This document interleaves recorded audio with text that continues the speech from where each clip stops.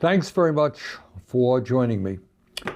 I don't have to tell you, but we are living in unprecedented and dangerous times. It seems that every day there is an action or a statement from the Trump administration that is grossly illegal, crazy, vulgar, or all of the above. In the midst of all of the chaos that we're seeing, I just wanted to say a few words to you about what I and my coworkers have been concentrating on. And basically, what we are trying to deal with are some of the most important issues facing the American people, and in fact, the world, issues that in too many respects, Congress and the corporate media are not dealing with. So let me just start off with Trump's authoritarianism. I don't have to tell you that in the White House today, we have a president who is not only a pathological liar, but he is a narcissist, a kleptocrat, and an extremely dangerous person. He wants more and more power into his own hands and could care less about the Constitution of the United States, the rule of law, common decency, or democracy. And the fight against authoritarianism is a struggle that we are engaging in on a number of fronts.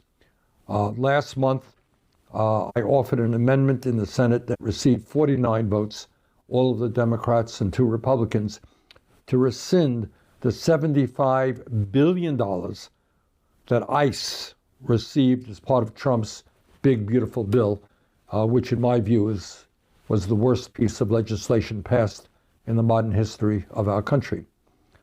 So we are trying to get money out of ICE so that they do not continue to occupy communities throughout this country. And further, with your help, with many of you helping, our campaign was able to raise $200,000 for some of the very courageous people in Minnesota and their organizations who fought back against the ICE occupation and showed us what grassroots activism looks like. And I should also tell you, obviously, that in preparation for the 2026 elections, we are working really hard to support candidates all across the country who are standing up for working people. And perhaps most importantly, we are going to do our best to make sure that these elections are fair and are not designed by Republicans to retain control over the House and the Senate. A lot that is going on that worries me very much about their trying to create situations where people do not have the opportunity to participate in a free and fair election. And we've got to fight that, and we are in a number of ways. Further, we have to continue to deal with what I consider to be the most significant domestic issue of our period, the moment that we're living in. And that is the growth of oligarchy in the United States. And sadly, this is an issue that many of my colleagues in the Congress prefer not to deal with for obvious reasons. The corporate media, almost by definition, does not address it. But I think ordinary Americans in their guts understand that never before in the history of our country have so few individuals held so much wealth and so much power. Today, with the top 1% owning more wealth than the bottom 93%, we have more income and wealth inequality than ever before. While 60% of Americans live paycheck to paycheck, the oligarchs are not only getting richer, but importantly, they are increasing their power by buying up media. I don't know if you've been following, Larry Ellison and others buying up CNN, buying up CBS, Bezos converting the Washington Post into a right-wing paper. But it's not only their control of the media. These guys are now making huge campaign contributions. We're seeing it right now in the midterm elections. and we're going to see it more as these elections unfold. They have unlimited amounts of money, and they are prepared to spend it to elect candidates who represent their interests and not the needs of working people. So when we are talking about saving democracy, it's not only the very serious threats of Donald Trump, that's very real, but it is also the need to fight back against the corrupt campaign finance system, to end this disastrous Citizens United Supreme Court decision to get super PACs out of Democratic primaries. So that is enormously important. And, as part of that whole effort, I'm proud to tell you that our Fighting Oligarchy rallies have now taken place in 24 states all over this country, including some very conservative states. And well over 300,000 people have come out to these rallies. And they're not just progressives. They're not just Democrats. They are independents and Republicans as well. And furthermore, when we talk about fighting oligarchy and dealing with massive income and wealth inequality, I think the time is long overdue for us to pass legislation that would impose a wealth tax on billionaires, a billionaire's wealth tax. And that's what I've introduced. And this bill would raise over $4 trillion in the next 10 years. And it would plow that money back into improving the lives of struggling working families. So at a time when the billionaires are doing unbelievably well and working families are struggling, I think it's time to tax that wealth, put it back into the pockets of working families and improve their lives. So let me just briefly tell you what the legislation that I've introduced would do. First, it would provide every man, woman, and child in its first year with a $3,000 check in families earning $150,000 or less. So if you're from a family, $150,000 or less, man, woman, and child, $3,000 direct payment, which will go a long way to help people buy the food they need, pay the rent, get the health care they need, long overdue. Furthermore, we would provide very substantial sums of money into addressing the housing crisis, homelessness, the fact that so many of our people are spending half of their incomes on housing, and we would build with this money some 7 million units of low-income and affordable homes and apartments. Furthermore, at a time when many of our elderly people are having a hard time getting the dental care they need, the vision that they need, the hearing aids that they need, we would expand Medicare to cover those basic needs. We would also provide universal child care in our country and make sure that no family in America pays more than 7% of their limited incomes on child care. At a time when public schools are finding it very difficult to attract the teachers that they need, we would make certain that no teacher in America earns less than $60,000 a year.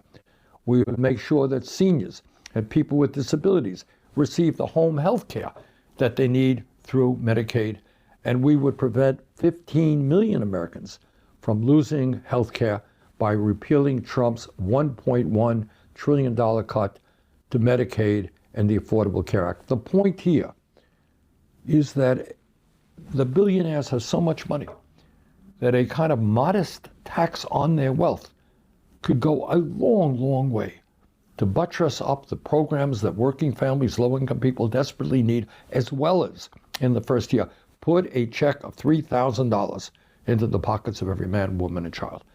And I got to tell you, I know that many of the media and many of the politicians, they just worry so much about our billionaire friends who fund them every day. Well, despite this tax, I'm happy to tell you that Mr. Musk and Mr. Bezos and Mr. Zuckerberg and Mr. Ellison and all the other multi-billionaires would still have a few $100 billion left to feed their families. So we're not going to put them out on the streets. Furthermore, I think what we need to do is address the very serious threat of AI and robotics. So this is an issue that I have gotten more and more involved in as I speak to people all across this country. And we have talked to some of the leading experts in America who understand the economics of AI and robotics, who understand the existential threat that these technologies face. I mean, just today, just literally today, it was announced that Jeff Bezos, the head of Amazon, not only wants to get rid of all of his warehouse workers and replace them with robots, he is setting up a $100 billion fund or program to try to eliminate human beings, workers, in factories and warehouses, not only in America, all over the world. So his dream is that you're going to have robots do all of the manufacturing and warehouse work in this country. But it is not just the threat, the very legitimate threat, that we're going to be losing tens of millions of jobs in the next decade. And it's not only blue-collar jobs, it's white-collar jobs. Many young people graduating college right now are finding it very, very difficult to get entry-level work that they need. But I'll tell you something else. It is as important as the economic issue is, as important as the privacy issue is, and there's real fears about what AI can do in sweeping up all kinds of information about us. As much as I fear about what it does to democracy and our political system, in giving all kinds of information to powerful special interests who can use it to attack the foundations of American democracy, there's something else out there that we should worry about. And that is, what used to be science fiction. Oh my God, the robots and the computers are going to operate independently of human beings. That's a good science fiction film. Well, you know what? Some of the most knowledgeable people in the world right now, people who have helped build the foundations of artificial intelligence, people have received Nobel Prizes for their work in physics, etc.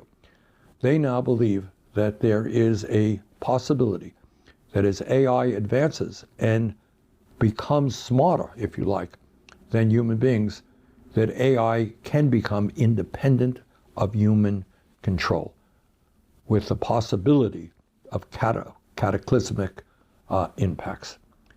So needless to say, this is an issue that we have got to address. It's an issue that Congress is barely aware of. They're dibbling around the edges.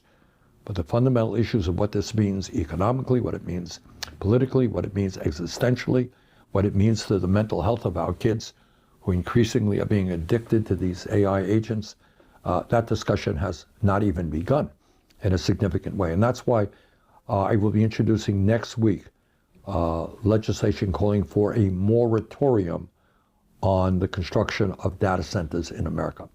And we do that not only because data centers are utilizing an enormous amount of electricity and water resources, driving up electric rates, but we need to slow this process down. We need to work with China and countries all over the world to get a handle on the implications of AI. So that is an issue we're going to need everybody to be involved in.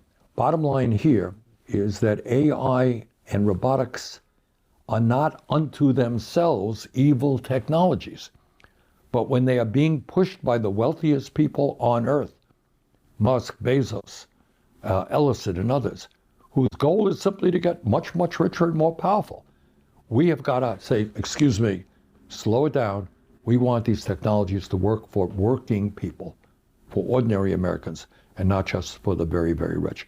So there is a lot of other stuff that's going on. You got a war in Iran, et cetera, et cetera.